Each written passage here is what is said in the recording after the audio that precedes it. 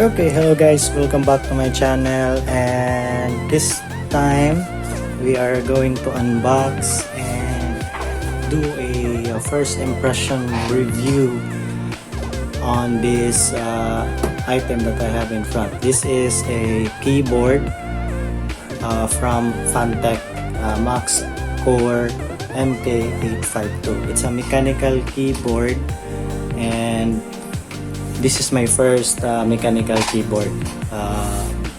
It's a budget keyboard, so I'm not going to expect too much on this one. If we compare this to the branded na mga mechanical keyboard. So this is how the box look like. So front end, my logo or my brand, I mean the model. The other side, model pa rin. On the right side, model. Same with the top. And on the front, the layout of the keyboard and its features. So itong nasa atin is blue switch, clicky keys. I'm not really that familiar with mechanical keyboards, but I have seen na mayroong mga brown switch, may mga red. So to be honest, I'm not really familiar with it. So what I have is a blue switch, clicky keys daw.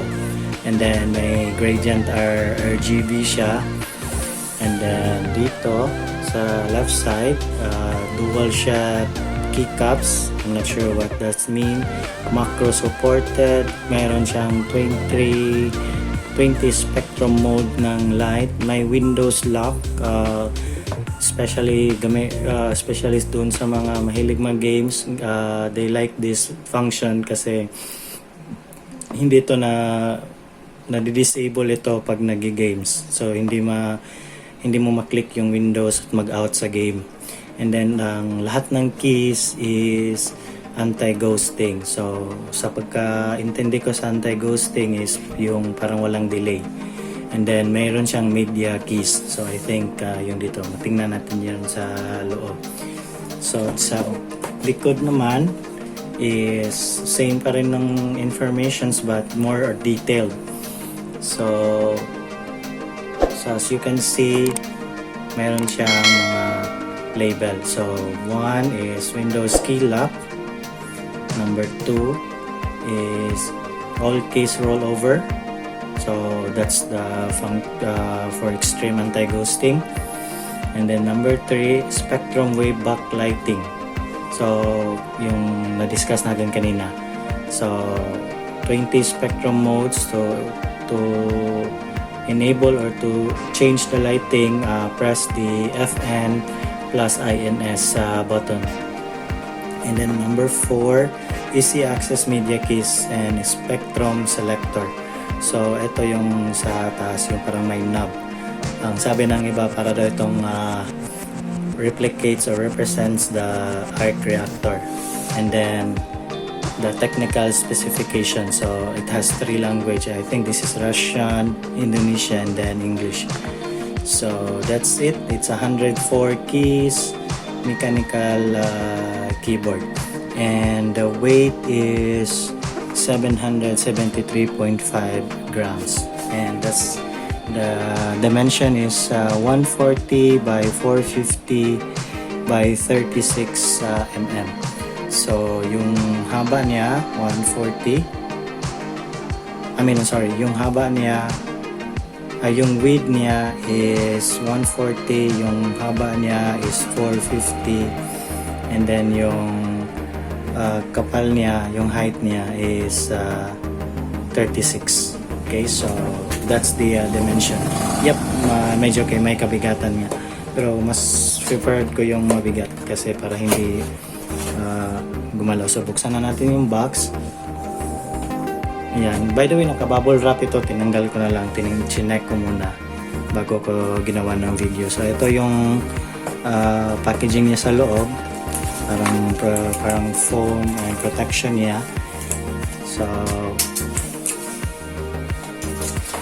this this is the actual keyboard. We'll check on this one later. Detail. So may kasama siyang keycap remover. Yan. And then may sticker. Yan. And then may manual. Okay. And then may kasamang warranty card. And then that's it for the content sa loob. So ibang nag-vlog, wala akong napansin na mayroong warranty card na kasama, or baka hindi lang nila napansin. And then dito tayo sa user manual niya. Dito makikita yung instruction. So I advise to read the manual first, kasi andito yung mga basic functions niya. Okay, so yan. So mas detail dito. So 450, 36, and then 140 millimeters. Okay, so dyan yung may mga functions siya, game modes. And then may software pala ito. So we'll try to download the software on this one. And then macro editor, lighting, yan yung gagawa natin doon sa software na kasama niya. And then how to use. Okay, so let's discuss more on this keyboard. So bakit Fantech yung napili ko? So aside from its price, marami akong tinignan na mga review. Then sabi, it's commonly what they say is it's bang for the buck. So for me, this is the first keyboard na mechanical na magagamit ko. So I'm on a budget, so I decided to go with this brand. So let's listen to the keys.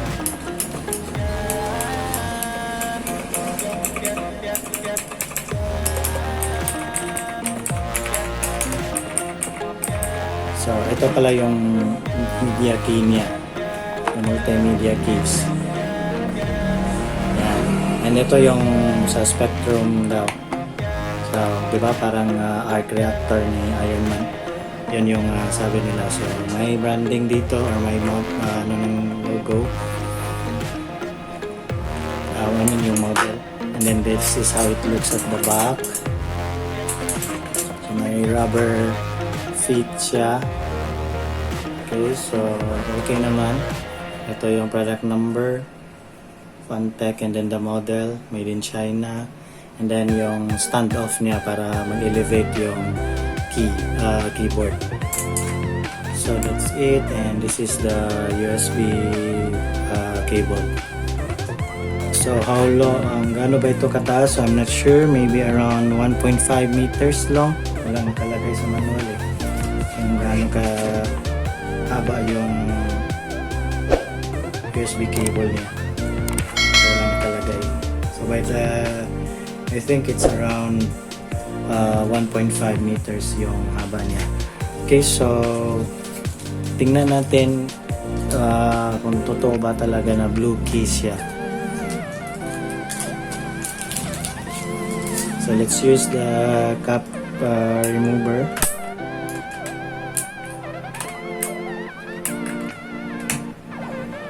Okay, so as you can see, blue key nga siya. So it's true what it says on the packaging. So that's the blue key. So again, I'm not familiar with mechanical keyboard about switches. Basta ang pagkakaalam ko, basta pag sinabi mong mechanical, clicky talaga yan. Clicky talaga yung mga mechanical keyboard. Okay, so let's try to plug this one sa desktop, and then tingnan natin yung lighting niya. Okay, so stay tuned.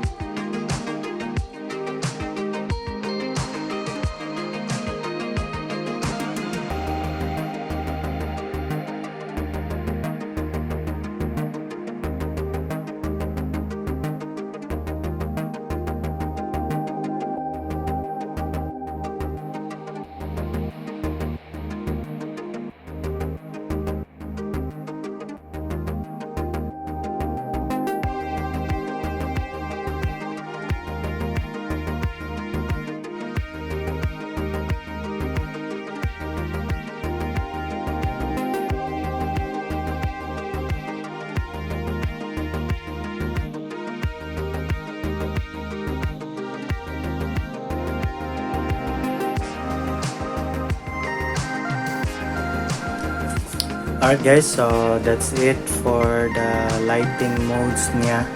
So maganda sa lahat.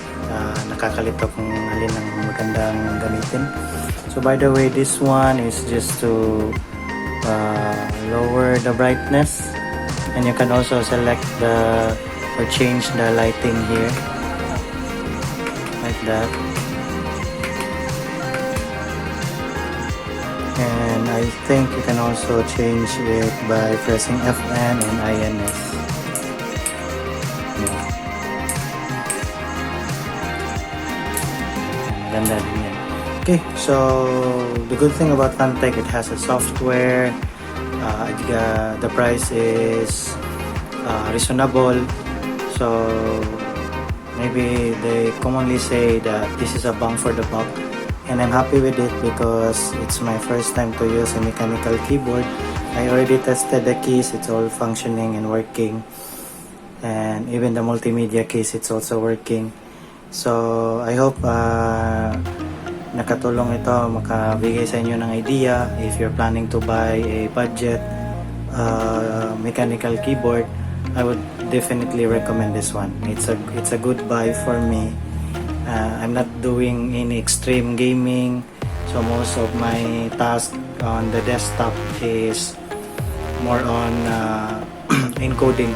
So because I have a part-time job of being an SEO, so more on typing. So gaming, ano na lang yan, pastime ko na lang if matapos ko na yung mga pinapagawa sa akin. And yep, this is an update with the build. So marami pa tayong darating na mga item. So the next one that I will be uploading soon will be a Fantech mouse. It's an X16 Thor. And I also got good reviews on that mouse. It's also a budget one. So abang-abang na lang. Thank you guys for watching. So remember, hanggang dito na lang. And remember, stay safe. God bless and peace. Bye.